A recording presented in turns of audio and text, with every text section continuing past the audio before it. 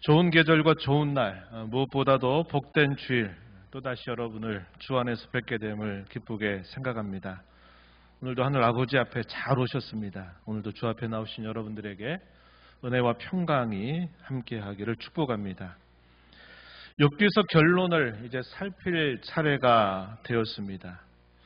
오늘은 욥기서 전체를 염두에 두며 욥이 고난을 당한 이유가 무엇이었고 마침내 그가 그 고난 끝에 맞은 결말이 무엇인가를 살펴보려고 합니다. 그가 맞은 결말은 하나님께서 그에게 고난을 허락하셨던 목적과 잘 부합되고 있습니다. 매우 좋은 일이고 놀라운 일입니다. 왜냐? 대부분의 많은 신자들이 반복적으로 실패를 경험하기 때문입니다.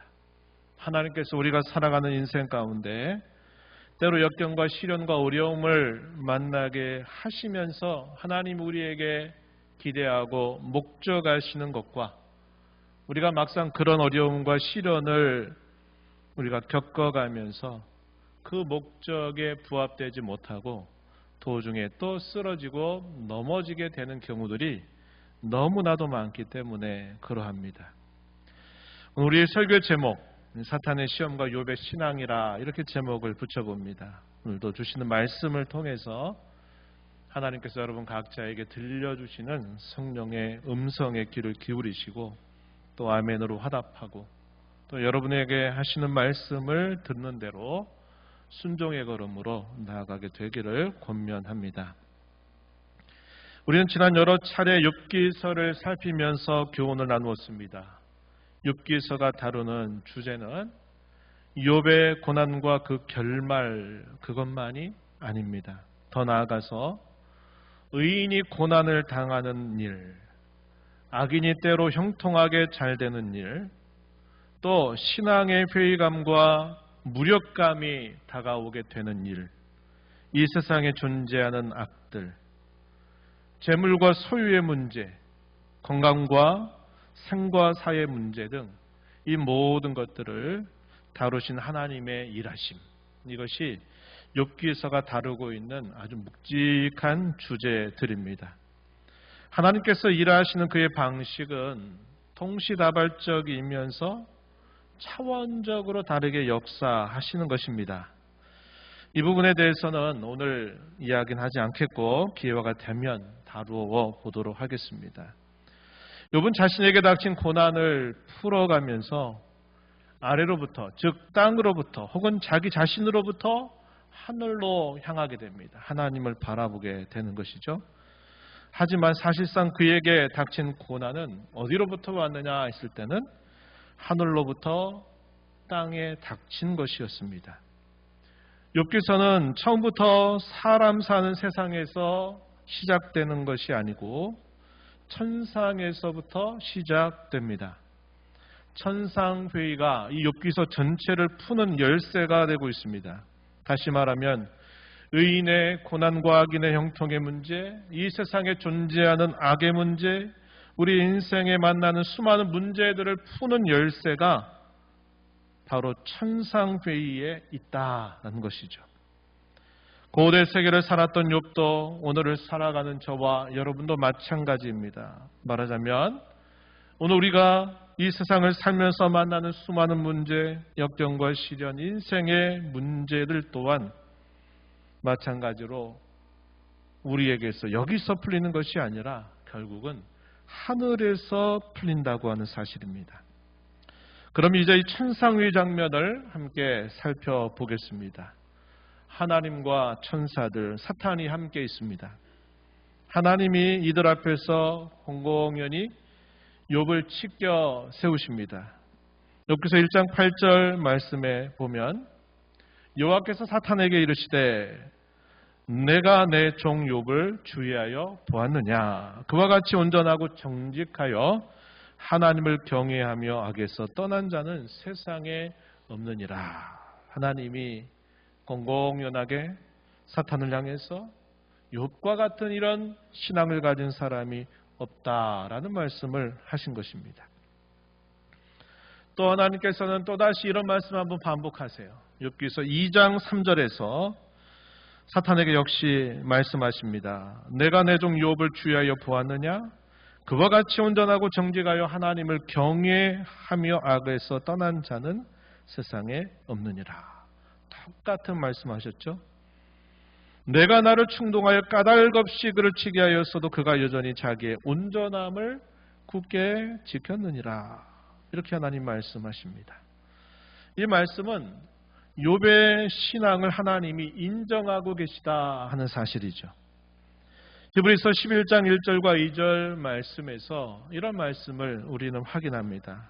믿음은 바라는 것들의 실상이요 보이지 않는 것들의 증거니 선진들이 이로써 증거를 얻었느니라.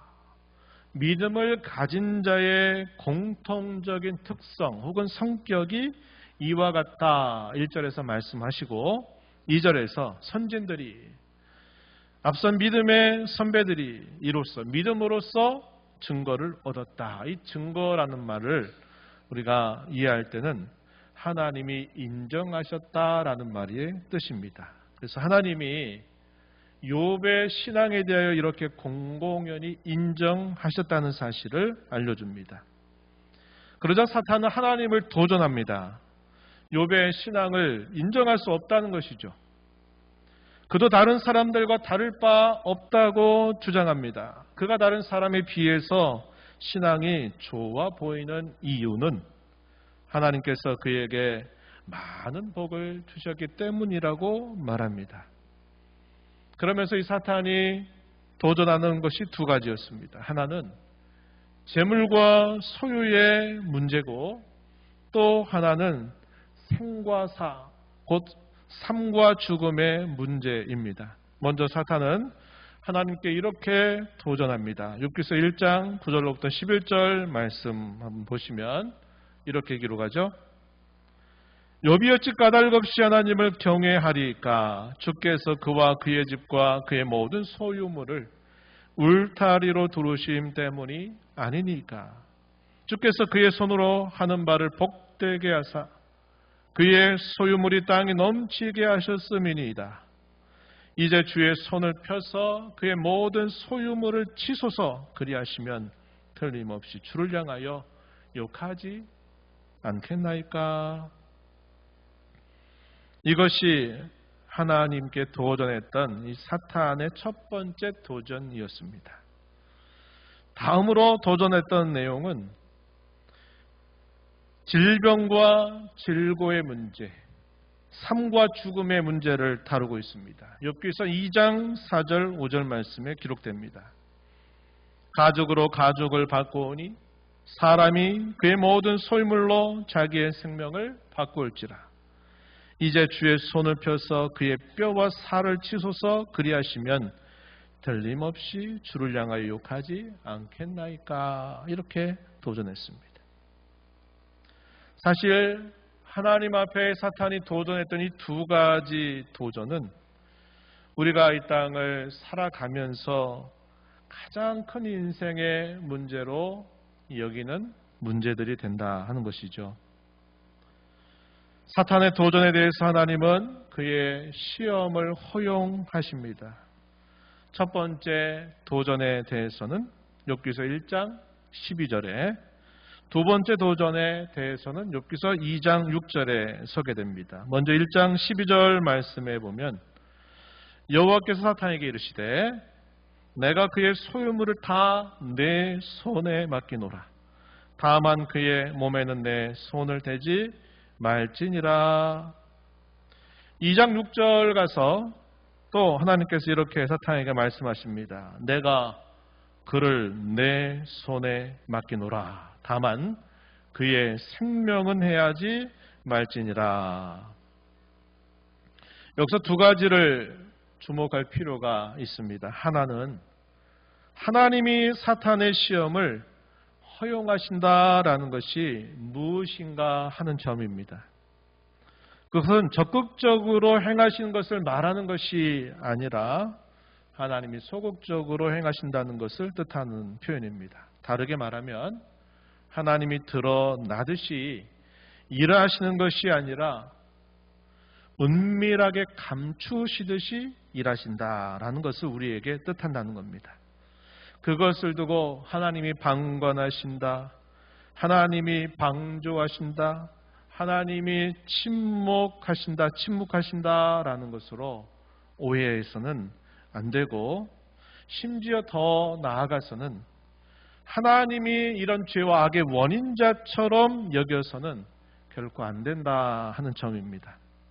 또 하나는 욥이 받는 고난의 정도, 어디까지 그 고난을 받게 할 것인가 하는 그 정도를 하나님께서 분명하게 제한하신다고 하는 점입니다. 하나님께서는 욥이 감당할 수 없는 정도로 고난을 허용하지 않으신다는 것이죠.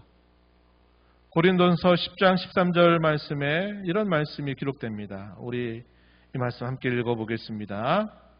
사람이 감당할 시험 밖에는 너희가 당한 것이 없나니 오직 하나님은 미쁘사 너희가 감당하지 못할 시험 당함을 허락하지 아니하시고 시험 당할 즈음에 또한 피할 길을 내사 너희로 능히 감당하게 하시느니라. 아멘.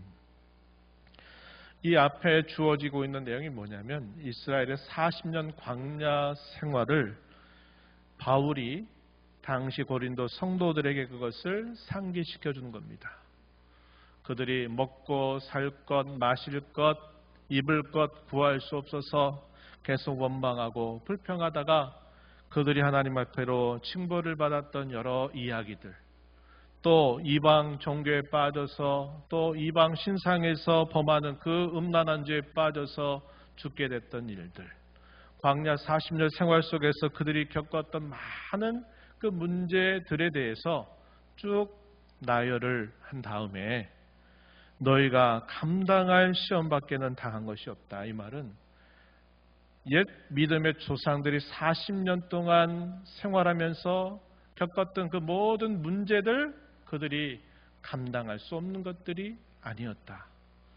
우리는 어쩔 수 없이 그런 죄를 짓고 만다라고 여겨서는 안 된다 하면서 하나님은 능히 그런 것들을 이겨낼 수 있도록, 그런 유혹과 시험들을 능히 이겨낼 수 있도록 감당하게 하시는 분이다 하면서 이 말씀을 주고 있다 하는 것입니다. 말하자면 핑계대지 말라 이 말이에요. 우리도 뭐 똑같지 않습니까? 우리도 다 연약하지 않습니까? 우리도 어쩔 수 없는 죄인들이 아닙니까? 하는 핑계를 대고서 우리는 그런 문제를 이겨낼 수 없다고, 못한다고 그렇게 핑계대거나 변명하지 말라는 거예요. 하나님은 우리에게 능히 감당할 수 있도록 우리를 인도해 주시는 분이시기 때문이다. 이 고린도전 10장 13절의 말씀의 뜻은 그런 뜻입니다. 욥이 받는 고난과 시련은 사탄의 직접적인 시험이었습니다. 사탄이 하나님께 도전한 두 가지 내용이 그대로 욥에게 고난과 시험으로 나타납니다. 첫 번째 시험은 자녀를 포함하여 재물과 소유에 대한 것이고, 두 번째 시험은 욥 자신의 질병과 질고, 생과 사의 문제였습니다. 그 내용은 다음에서 소개되고 있습니다. 먼저 욥기서 1장 15절부터 19절 내용에서는 여러 가지 재난 같은 사건들이 동시다발적으로 욥에게 일어납니다. 스바 사람들, 갈대아 사람들이 침략해서 욥의 소유, 소와 나귀, 낙타를 강탈해가는 일이 있는 일, 동시에 하늘에서 불이 내려와 양과 종들을 태워버리는 일, 심지어는 욥의 자녀들 10명이 함께 모여있는 곳, 그곳 기둥이 강풍으로 인하여 쓰러지면서 그의 사랑하는 자녀 10명이 한꺼번에 죽게 되는 일도 일어나게 되었습니다. 이것이 사단이 욥에게 건 시험의 첫 번째 내용이었고, 두 번째는 욥기서 2장 7절과 8절에 기록되는데, 거기서는 욥 자신이 질병과 질고로 죽음과 삶의 경계에 이르게 된 내용들을 소개합니다. 욥기서 2장 7절과 8절 말씀에 사탄이 이에 여호와 앞에서 물러가서 욥을 쳐서 그의 발바닥에서 정수리까지 종기가 나게 한지라. 욥이 제 가운데 앉아서 질그릇 조각을 가져다가 몸을 긁고 있다. 이렇게 표현되어 있습니다. 이렇게 사탄의 시험이 욥에게는 재앙처럼 저주처럼 닥친 것입니다. 그에게 닥친 이런 고난과 시련은 예고 없이 닥친 일이요, 전혀 준비할 겨를 없이 닥친 일이었습니다. 욥은 그것에 대해서 평상시의 모습으로 대처할 수밖에 없었습니다. 욥기서 1장 5절 하반절에 욥의 행위가 항상 이러하다라고 하듯이 욥은 전혀 준비할 겨를 없이 그가 평상시 해오던 대로 소위 일상신앙을 그대로 반영하면서 그 재앙 같은 그 고난을 대처하고 있는 것입니다.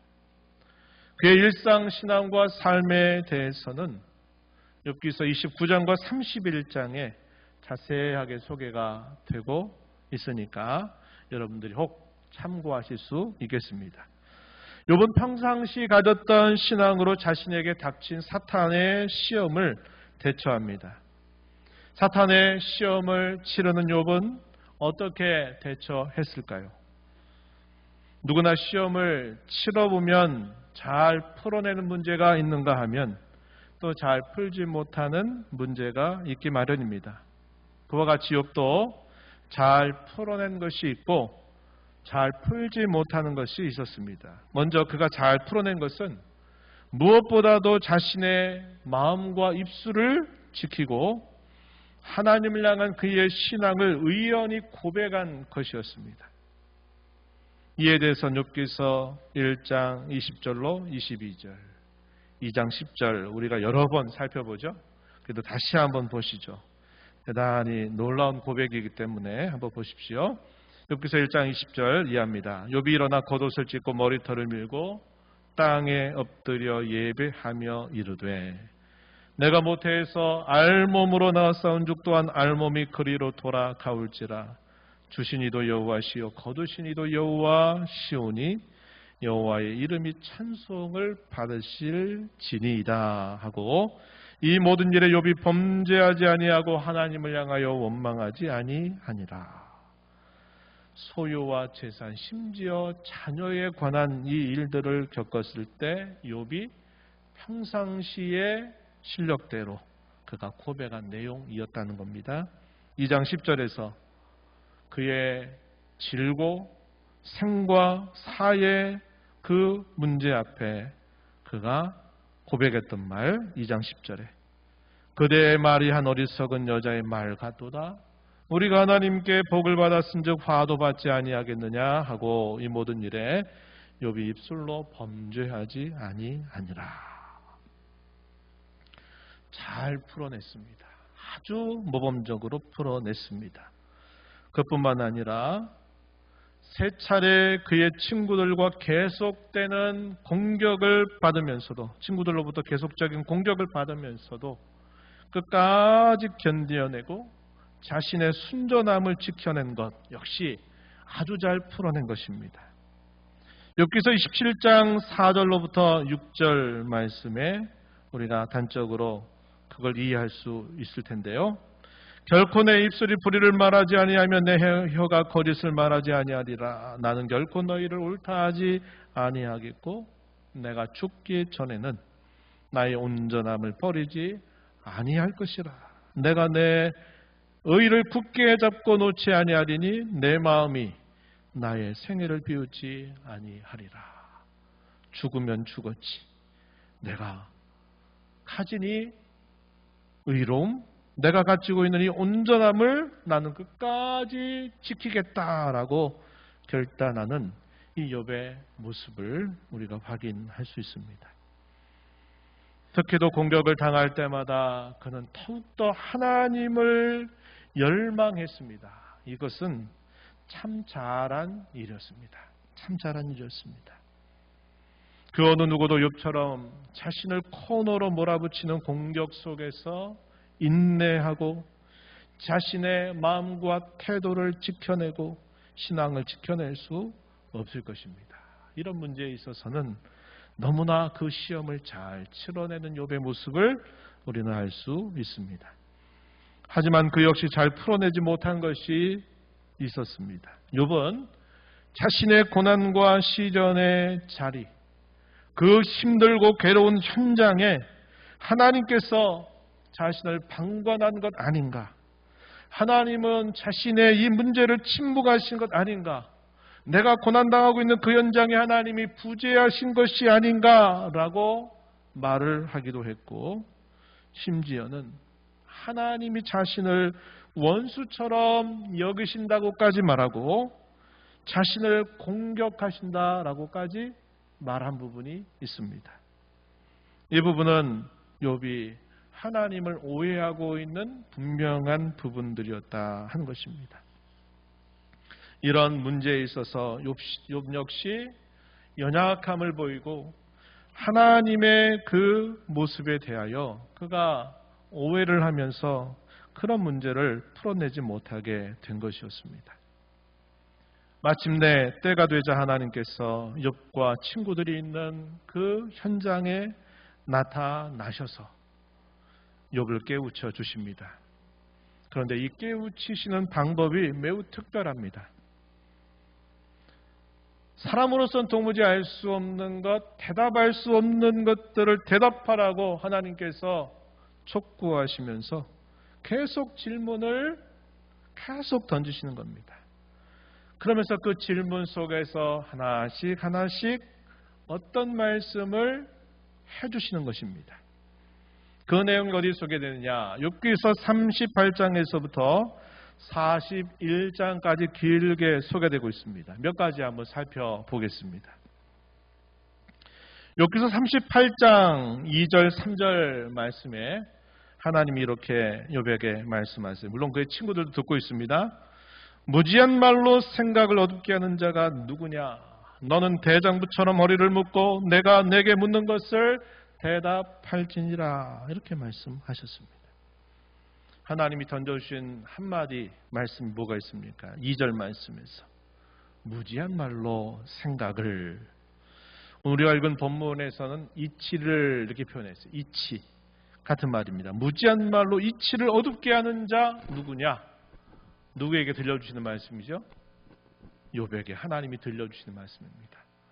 내가 알지 못하는 말로 이치를 어둡게 하고 있구나 너 욥. 이렇게 하나님이 말씀하시는 거죠. 40장으로 가서 40장 2절 말씀에 또 이렇게 하나님께서 욥에게 말씀하십니다. 트집 잡는 자가 전능자와 다투겠느냐? 하나님을 탓하는 자는 대답할지니라. 이렇게 말합니다. 자기가 당하고 있는 이 모든 고난들이 다 하나님에게서 왔다라고 하는 이 욥의 말에 대해서 트집을 잡는 자, 또 하나님을 탓하는 자라고 하나님께서 욥에게 말씀을 하고 계시는 것입니다. 또 40장 7절로부터 9절 말씀에서 또 하나님 이렇게 욥에게 말씀하세요. 너는 대장부처럼 허리를 묶고 내가 너에게 묻겠으니 내게 대답할지니라. 이렇게 하시면서 내가 내 공의를 부인하려느냐? 내 의를 세우려고 나를 악하다 하겠느냐? 하나님이 욥에게 되물으십니다. 하나님의 의로우심을 의심하고 자신의 의를 세우려고 하나님을 뭔가 잘못된 것처럼 이렇게 내가 여길 수 있겠느냐? 이렇게 말합니다. 40장 14절 가서 보면 또 하나님이 이런 말씀을 이어서 하셨어요. 내 오른손이 너를 구원할 수 있다고 내가 인정하리라. 이렇게 말합니다. 내가 만약에 나처럼 내가 행하는 내 능력을 네가 행할 수 있다면, 내가 너에게 묻는 질문에 대해서 네가 알고 대답할 수 있다면 너의 오른손이 너를 구원할 수 있다고 내가 인정하겠다. 그러나 너는 그럴 수 없지 않느냐. 너의 구원은 결코 네가 네 힘으로 할 수 있는 일이 아니라 그것은 오직 하나님만이 해주시는 일이다 하는 사실을 일깨워 주는 것입니다. 41장으로 가서 또 하나님이 여러 질문들을 계속 하시면서 이런 말씀을 또 예배에게 말씀하셨어요. 41장 10절 11절 아무도 그것을 격동시킬 만큼 담대하지 못하거든 누가 내게 감히 대항할 수 있겠느냐. 누가 먼저 내게 주고 나로 하여금 갚게 하겠느냐. 온 천하에 있는 것이 다 내 것이니라. 하나님 이렇게 말씀을 하십니다. 누가 먼저 내게 주고 나로 하여금 갚게 하겠느냐. 이 말은 아주 중요한 말이 돼요. 엘리후가 욥기서 35장에서 이 표현들을 사용했고 이사야 선지자도 이 표현들을 사용합니다. 그리고 시작 성경으로 가게 되면 바울 사도가 로마서 11장 후반부에서 이 표현들을 사용해요. 하나님이 과연 누구와 의논하셨으며 누가 과연 하나님 앞에 무엇을 드려서 갚으심을 받을 수 있겠느냐. 아무도 그럴 수 없다 하는 겁니다. 이 세상의 모든 역사를 시작하시고 그 역사를 주관해 가시고 그 역사를 완결하시고 완성하시는 하나님이 홀로 모든 것들을 행하시는 일이지 사람이 하나님이 하는 일에 뭔가를 협력하고 도와서 뭔가 하나님이 하는 일이 잘 되도록 할 만한 그런 존재가 되지 못한다. 전적인 하나님의 역사요 그분의 은혜로 되는 일이다 하는 사실을 강조할 때 이 표현들을 사용하고 있다는 것입니다. 하나님께서는 많은 질문을 통해서 하나씩 깨우쳐 주시게 되고 이런 말씀을 깨우쳐 주시게 될 때 욥이 뭐라고 대답했을까요? 욥의 대답의 내용이 오늘 우리가 읽은 본문에 그대로 소개되고 있습니다. 욥은 자신의 허물과 죄에 대해서 하나님께 회개할 수밖에 없었습니다. 그 특별한 경험을 통해서 자신의 신앙 고백을 완성하고 있습니다. 본문으로 한번 가서 보시죠. 욥기서 42장 2절로부터 4절 말씀 한번 보세요. 욥의 대답입니다. 주께서는 못하실 일이 없사오며 무슨 계획이든지 못 이루실 것이 없는 줄 아오니. 3절 무지한 말로 이치를 가리는 자가 누구니까. 하나님 욥에게 물으셨던 말씀이었죠. 욥이 대답합니다. 나는 깨닫지도 못할 일을 말하였고 스스로 알 수도 없고 헤아리기도 어려운 일을 말하였나이다. 이렇게 하나님 앞에 고백합니다. 4절에서는 내가 말하겠사오니 주는 들으시고 내가 주께 묻겠사오니 주여 내게 알게 하옵소서. 이렇게 그가 하나님 앞에 대답을 하죠. 6절에 가서는 뭐라고 말하냐면 이렇게 말했습니다. 그러므로 내가 스스로 거두어 드리고 티끌과 제 가운데에서 회개하나이다. 이렇게 말하면서 자신이 알 수 없는 말, 알지 못하는 말로 하나님을 오해하고 하나님을 잘못 말씀드렸던 그 모든 것들에 대하여 자신이 회개하고 있다. 회개한다고 이렇게 고백을 하고 있다는 겁니다.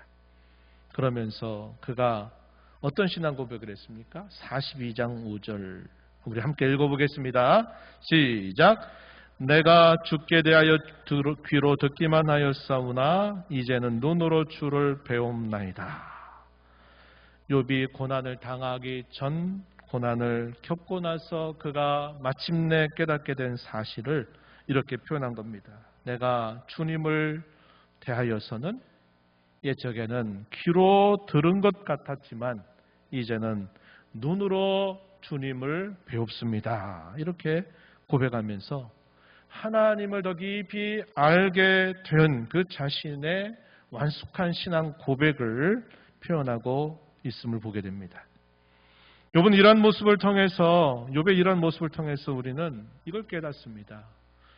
하나님을 더 깊이 알아가면 알아갈수록 우리의 부족함과 우리의 죄악됨은 더 분명하게 드러나게 되고 그렇기 때문에 우리도 하나님 앞에 아주 작은 것, 사소한 것들도 회개하게 되면서 우리의 심령이 더 정화되고 깨끗하게 될 수밖에 없다 하는 것을 우리는 배우게 되는 겁니다. 우리가 태양빛을 향해서 가까이 나아가면 나아갈수록 그 그 빛의 강도를 많이 느끼게 되고 태양빛으로부터 멀어지면 멀어질수록 그만큼 더 어두워지는 모습들을 우리가 알게 되는 것처럼 우리가 하나님 앞에 더 가까이 다가서고 하나님이 누구이신가를 더 깊이 알아가게 되면 그분의 빛나는 광채와 영광 때문에 우리 자신의 초라함과 부족함은 더 밝히 드러나게 되는 것이고 그렇기 때문에 그런 것들로 인하여서 우리는 더 하나님 앞에 우리의 허물과 죄를 자백하게 되고 하나님께서 그것을 용납하시고 용서하시는 그의 은혜를 힘입게 되면서 우리는 더 하나님 앞에 거룩한 자로 서게 된다는 겁니다. 이것은 아주 중요한 영적인 이치입니다. 예를 들어서 이사야서 6장에서 이사야 선지자가 우시아 왕이 죽던 해에 그가 뭘 보냐면 당시에 존경받을 만한 또 오랜 시간 동안 잘 다스렸던 왕이 죽게 됐을 때 그 나라로서는 큰 어려움을 직면하는 상황이었어요. 그때 하나님께서 환상을 이사야에게 보여주십니다. 성전에 가득 차 있는 그분의 영광을 보여주고 그 하나님의 영광이 얼마나 빛나고 빛나는지 그 하나님을 모시는 스랍들 천사들이 그 영광을 볼 수 없어서 날개로 눈을 가리면서 서로 합창해서 하는 말이 거룩하다 거룩하다 거룩하다 만군의 여호와여 그 영광이 온 땅에 충만하도다. 이사야 선지자의 고백이 뭡니까? 화로다 나여 망하게 되었도다. 나여 죽게 되었도다. 나는 입술이 부정한 사람이고 나는 입술이 부정한 백성 중에 거하면서 만군의 여호와이신 왕을 배웠음이로다. 자신이 죽을 수밖에 없다고 그는 고백하고 만 것입니다. 그럼 실제로 이사야가 그렇게 불의하고 죄된 삶을 살았을까요? 안 그래요. 그렇지 않았습니다. 그럼에도 불구하고 빛나는 하나님의 영광의 광채를 그가 대면했을 때 자기는 망하게 될 자, 죽어 마땅한 자라고 고백을 하게 된 겁니다. 그럴 때 하나님 어떻게 하세요? 천사 중에 하나가 와서 그의 입술에 제단을 대며 숯불을 대면서 너의 모든 죄가 사하여졌다. 내가 내 종을 내 백성들에게 보내려고 하는데 누가 과연 우리를 위해서 갈 것이냐라고 물으시자 이사야가 주여 제가 여기 있습니다. 나를 보내십시오 하면서 그가 선지자로 부름받아 오랜 시간 동안 말씀을 전하는 삶을 살게 된 것이죠. 그런 것입니다. 하나님의 거룩하심 그분의 영광을 더 알아가면 알아갈수록 우리는 더 정화되고 더 순결한 삶을 살아갈 수밖에 없다는 것을 욥은 그의 고난의 끝자락에서 이것을 우리에게 잘 가르쳐 주고 있는 것입니다.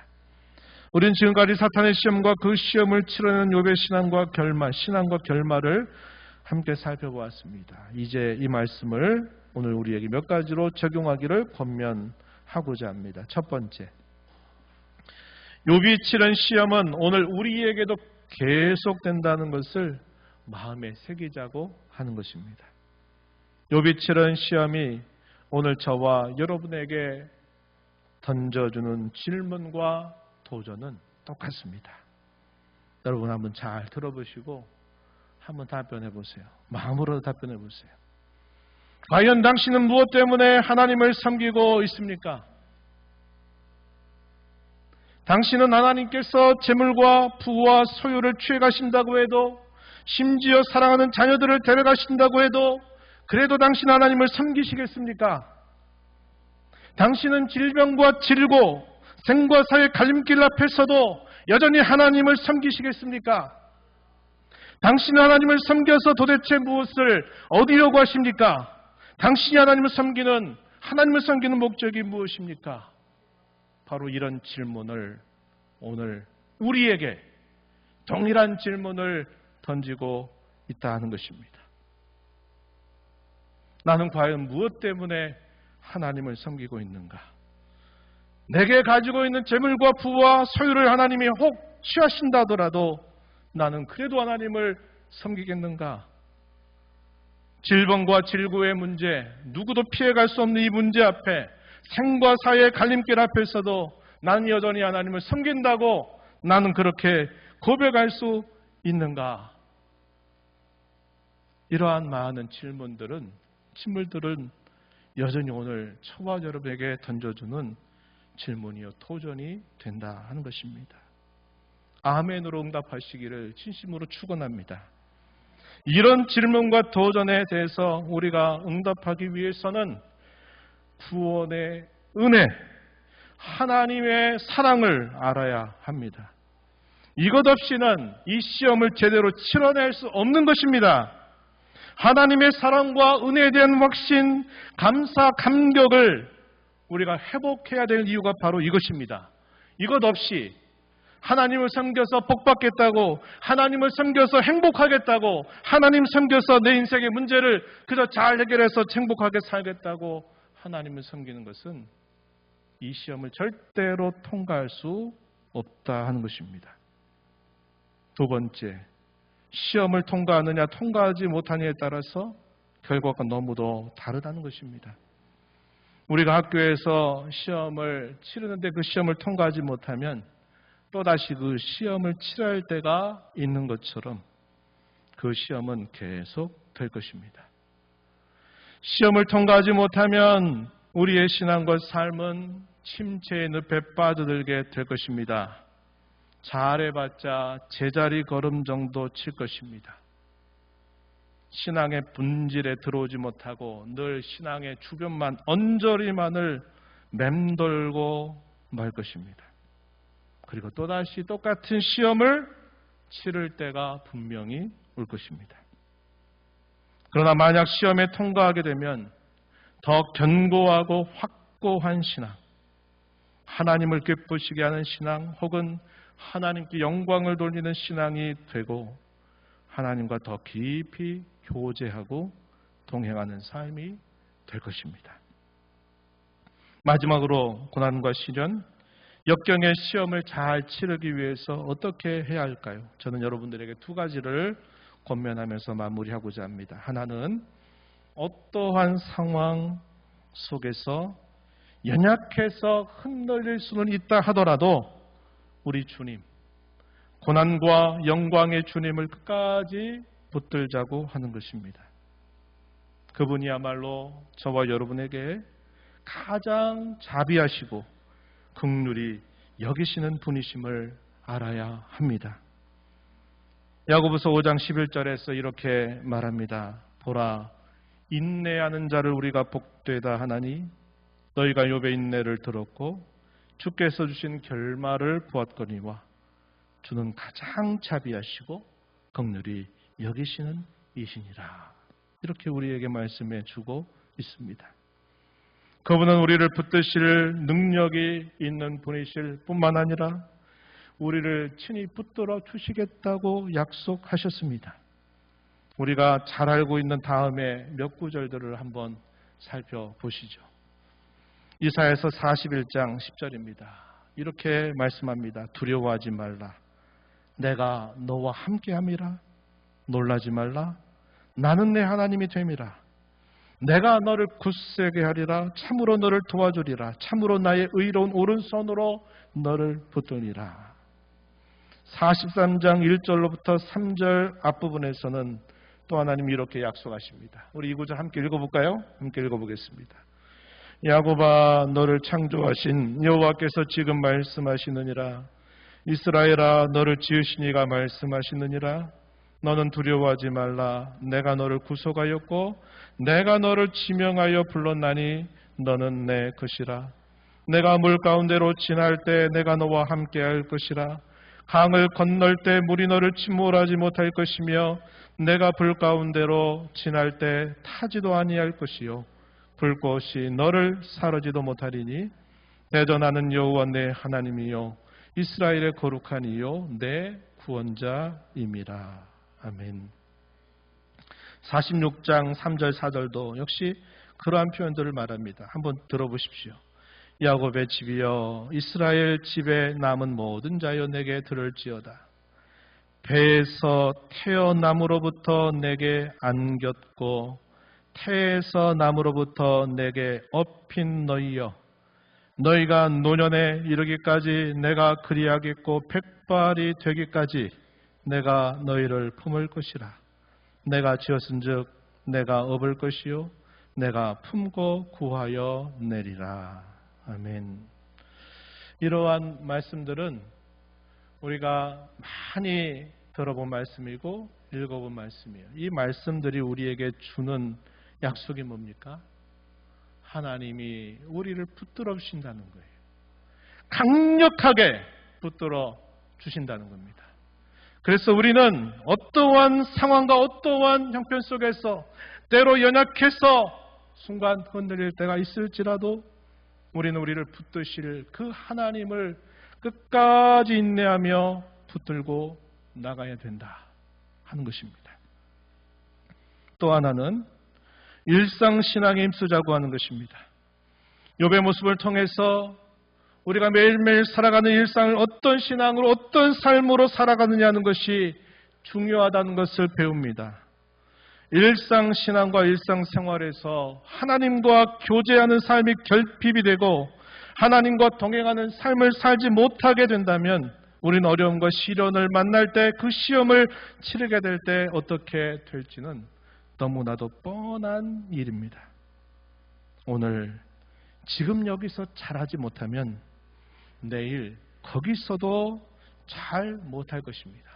하지만 지금 여기서 잘하기를 결단하고 결심한다면 내일 거기서도 잘할 수 있을 것입니다. 욥기서는 전체 42장입니다. 말씀 묵상의 순서를 따라서 우리는 지난달부터 이번 주 토요일까지 이 말씀을 읽게 됩니다. 주일 오전 시간 우리는 6차례 이 욥기 말씀을 살폈습니다.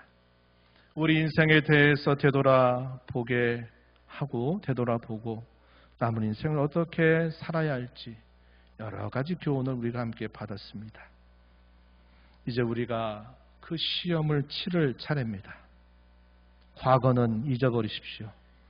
이제부터 시험을 잘 치르도록 오늘 우리가 나눈 이 교훈들을 마음에 깊이 새기십시오. 시험에 걸려 넘어지지 말고 시험을 통과해서 하나님께 영광을 돌리는 저와 여러분이 되십시다. 함께 기도하겠습니다. 하나님 아버지 감사합니다. 오늘도 저희들을 불러주셔서 말씀으로 찾아오신 하나님 앞에 저희들을 세우시고 지난 여러 시간을 통하여 욥이 겪었던 시련과 고난의 문제가 무엇인지 그 고난의 끝자락에 그가 어떤 고백을 하는지 살펴보면서 우리 인생 가운데 수많은 중요한 문제들을 우리가 어떻게 대해야 될지 교훈받게 해주심을 감사합니다. 시험을 통과하지 못해서 늘 신앙의 침체를 경험하고 또 신앙이 뒤로 물러가고 신앙의 본질에 들어오지 못하고 맨날 신앙의 주변만을 맴도는 그러한 삶이 되지 않도록 저희들을 붙들어 주시고 시험을 잘 통과하여서 하나님께 영광이 되게 하시고 하나님의 성품을 더 가까이 닮아가는 저희들의 삶이 되게 하여 주옵소서. 예수님 이름으로 기도하옵나이다. 아멘.